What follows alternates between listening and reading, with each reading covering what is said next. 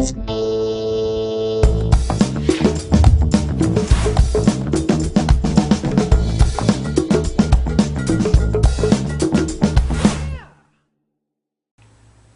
in the rule of the upper left-hand corner, the page title is the most important thing, and that's what shows up right up here at the very top of your site. And right now what we're going to do is we're going to go enable the page title module. The reason that this module exists is because by default Drupal will use the node title as the page title, and that's not always what you want.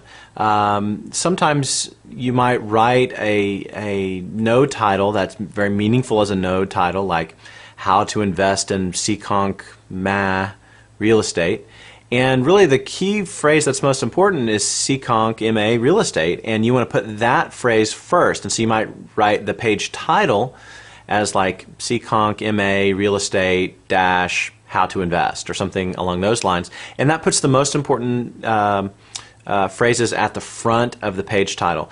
But Drupal doesn't let you do that out of the box. Luckily there's this fantastic module that you can use, page title module. So here I am. I'm back at the SEO checklist.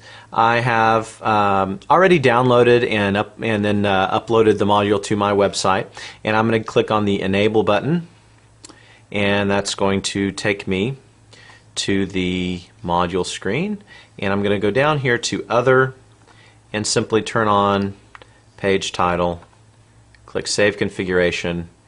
So now that I have page title module installed, I'm going to jump back over to my SEO checklist, and notice that I've got another link now, and that's the configure link. So I'm going to go ahead and click that, and here is the page title setup screen. This is where you set the default page title for all your different content types.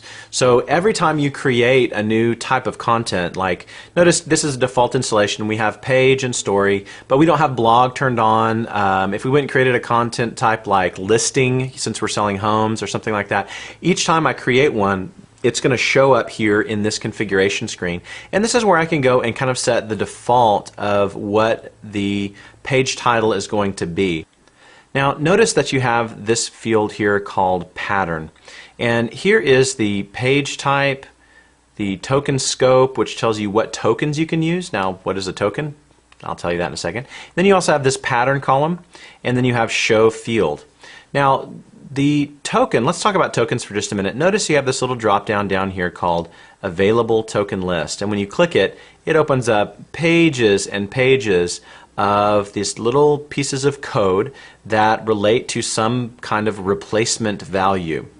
Now this is all generated by the token module, and if you remember, we installed the token module a little while ago in our site. And what the token module does conceptually is it takes little snippets of information about your website or about the user that's logged in or the node that the person's viewing, and it turns them into variables. And you can take those variables and plug them into different places on your site, and when the page loads, instead of showing the variable, of course it's going to show the actual piece of information. So that's very useful when you're doing page titles, because you can say you've got a blog post type, which notice we haven't turned on the blog content type yet, but if I do turn on blog content type, I'm going to have a space here to edit the defaults and the patterns and things for blogs. But say I'm writing a blog, and you know blogs are done daily or weekly, and I want to put a date in the page title of when that blog was written. I can do that using the page title module and tokens. So I would go down here and I would say go to a node token, and maybe I'd take the author's name. I could take the node date. So and here is the node date, and I could take this, which is going to give me a numeric representation of the day of the week. Well, that's not that super useful. Let's take the creation date DD, and we'll just use that one, see how what that looks like. We could also do month and other things like that. And if we put that on a story, then it's going to, every time that this page loads, it's going to make whatever is here the page title. And you know what, I'm going to go ahead and demonstrate that, just show you what that looks like.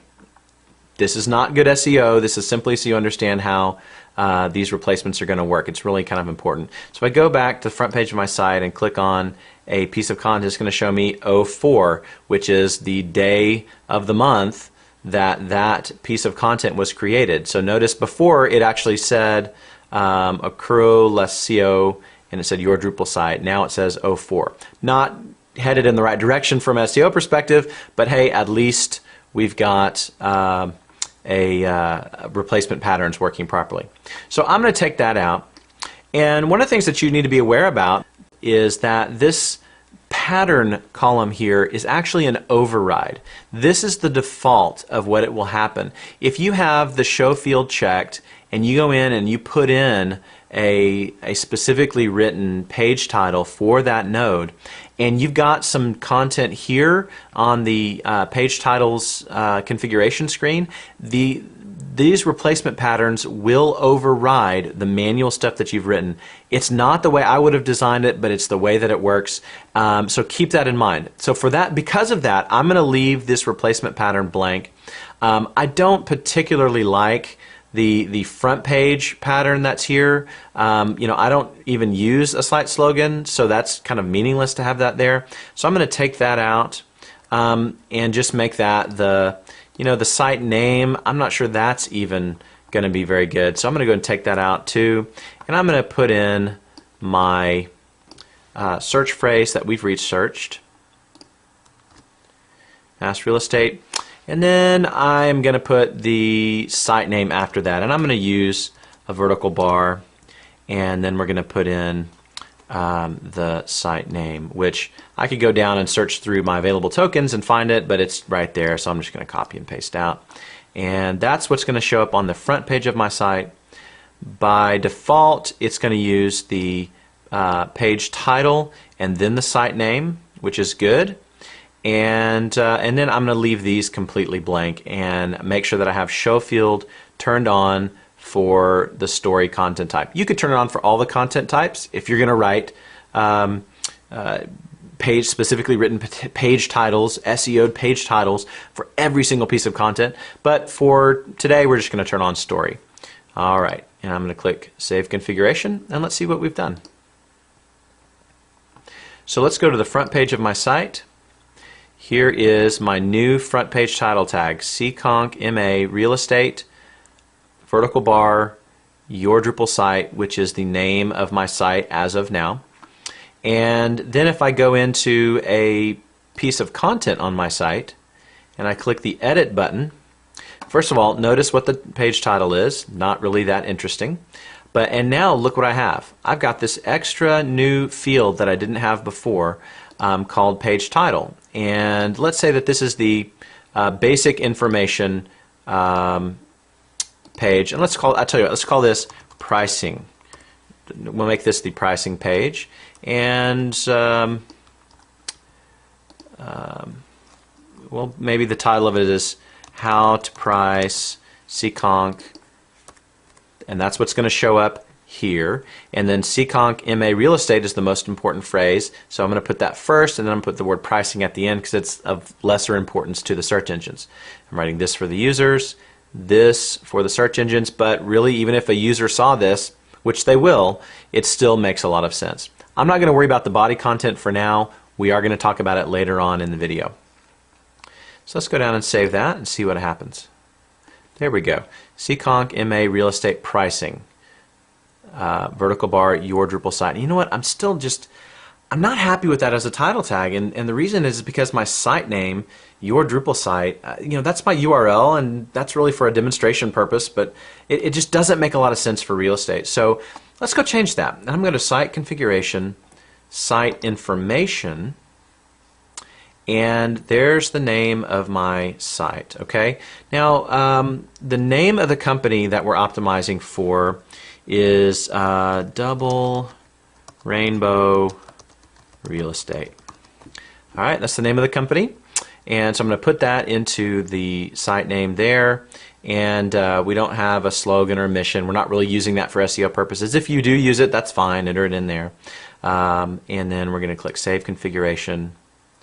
And let's go to the front page, and there we go. I'm much happier with the front page title. Okay, I've got the word real estate in there a couple of times. I've got my geographical location in there. This exact phrase is the Seekonk MA real estate. That's the exact phrase that I'm trying to optimize for. And I feel really good about that as my first pass at page titles. So now that we've talked about how to write a good page title and shown how to put your page titles into your Drupal site and given you control over your page titles, I'd like to go through and take a look at a handful of websites and look at their page titles and see how they're doing.